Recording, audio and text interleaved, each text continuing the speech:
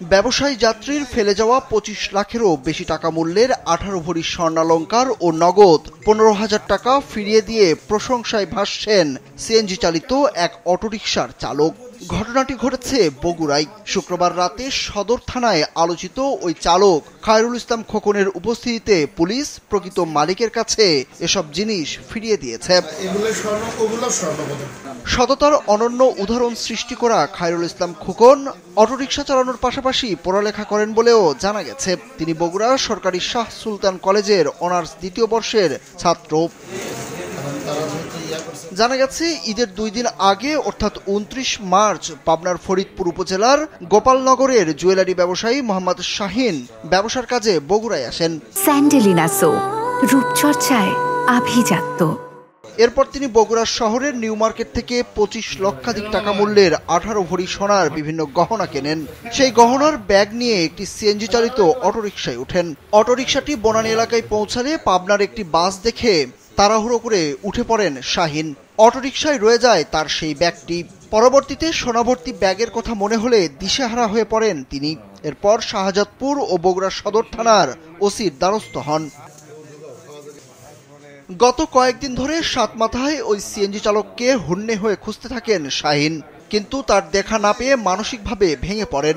CNG চালক খায়রুল ইসলামও ব্যাগের মালিককে খুঁজতে থাকেন, কিন্তু ব্যাগের মালিককে না পেয়ে বাড়িতে গেলে খায়রুল তার মাকে ঘটনা খুলে বললে ব্যাগটি যেভাবেই হোক ফেরত দেওয়ার নির্দেশ দেন তার মা। পরে পুলিশের দ্বারস্থ হয়ে শাহিনকে খুঁজে পান খায়রুল। অন্যের সম্পদ থেকে না দেখান ভালো, নিজের রোজগারের আমার অনেক গর্বের বিষয়। আসলে অন্যের জিনিসের প্রতি লোভ কেন করবো?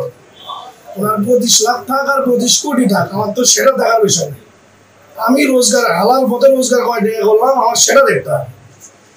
ওনার ২৫ লক্ষ টাকার মাল থেকে আমার লাভ নাই, ২৫ কোটি টাকা থেকেও লাভ নেই। আমি কামাই করলাম কয় টাকা, আমার সেটা চিন্তা করতে হবে। হালাল পথে উপার্জন করলাম কয় টাকা, সেটাতে আমাকে বাঁচতে হবে।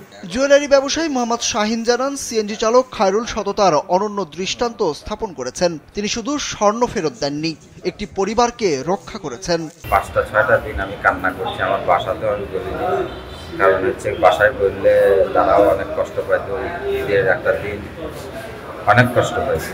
আল্লাহর কাছে চাইছি যে আমার এই যেন আমি অবশ্যই ফিরিয়ে পাই। আল্লাহ আমার হাতটা নিরাশ করে না। আল্লাহ আমাকে আসলে নিরাশ করে নাই।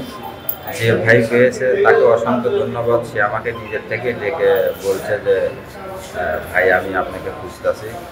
আমি আসলে তার প্রতি অনেক কৃতজ্ঞ। এ ব্যাপারে সদর থানার ভারপ্রাপ্ত কর্মকর্তা এস.এম. মঈনুদ্দিন জানান, এ যুগেও যে হাজারো মানুষের ভিড়ে সৎ মানুষ আছে তার উৎকৃষ্ট উদাহরণ সিএনজি চালক খায়রুল ইসলাম। সততার জন্য তাকে স্যালুট জানান তিনি।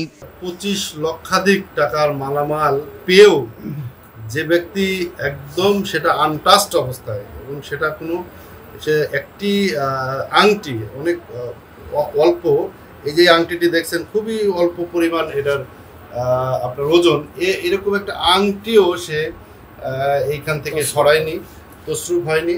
যথাযথভাবে প্রায় 18.5 ভরি স্বর্ণ, 15,000 নগদ টাকা সহ সে ফেরত দিয়েছে। এরকম সৎ মানুষ যদি আমরা হতে পারতাম বা আমাদের ঘরে ঘরে আমরা যদি জন্ম দিতে পারতাম, পেতাম, তাহলে আমাদের দেশটা, আমাদের সমাজটা আরো অনেক বেশি সুন্দর হতো, উন্নত হতো। সবাই বলছেন এই যুগে খায়রুলের মতো যুবকরা উদাহরণ, কারণ এত স্বর্ণালংকার পাওয়ার পরেও লোভে না পড়ে সেগুলো ফেরত দিয়েছেন তিনি। ওনার ২৫ লাখ টাকার সুরুজ আহমেদ, কালবেলা। অনার্স সেকেন্ড ইয়ার।